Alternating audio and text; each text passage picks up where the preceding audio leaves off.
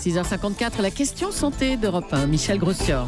L'asthme n'est pas une maladie des villes. Une étude américaine vient de montrer que le pourcentage des enfants atteints dans les villes et à la campagne est le même en fait. Bonjour, docteur Kierzek. Bonjour Michel. Alors avant d'en venir à cette étude, un rappel d'abord, l'asthme ça correspond à quoi ? Alors là, c'est une maladie des poumons, plus particulièrement des bronches. Vous savez, ce sont ces tuyaux qui permettent à l'air d'arriver jusqu'aux poumons.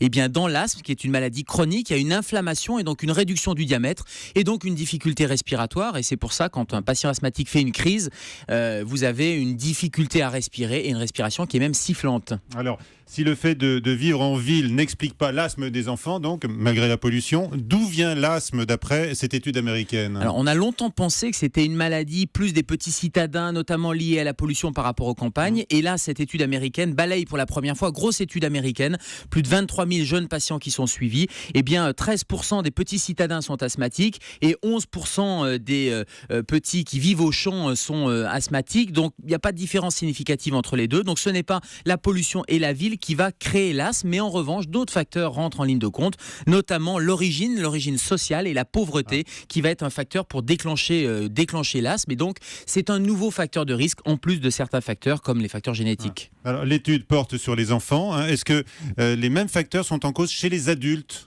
Oui, probablement. Alors, on parle bien du déclenchement de la maladie asthmatique. On ne parle pas de l'aggravation d'un patient qui serait asthmatique et où la pollution ou l'air des villes pourrait déclencher les crises. Parce que chez l'adulte comme chez l'enfant, on sait très bien que la pollution, notamment la pollution aux particules fines, ce sont ces petites pollutions qui vont rentrer au plus profond dans les poumons, ça peut déclencher et ça peut aggraver les crises d'asthme. Donc, on est bien d'accord que cette étude, c'est juste sur les facteurs qui vont initier une maladie asthmatique, mais la pollution reste un facteur de risque et un facteur de décompensation d'une maladie asthmatique. Et alors docteur, comment soigner l'asthme ?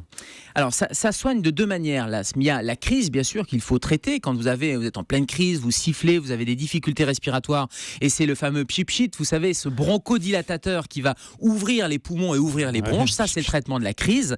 Mais il y a aussi le traitement de fond puisque c'est une maladie chronique inflammatoire. Donc il faut diminuer cette inflammation et ça veut dire qu'il y a un traitement tous les jours, y compris un traitement par des cachets, de la cortisone quand la maladie asthmatique n'est pas équilibrée. Et c'est important d'aller consulter son médecin généraliste et son pneumologue pour faire un bilan respiratoire. Est-ce qu'on est asthmatique à vie ?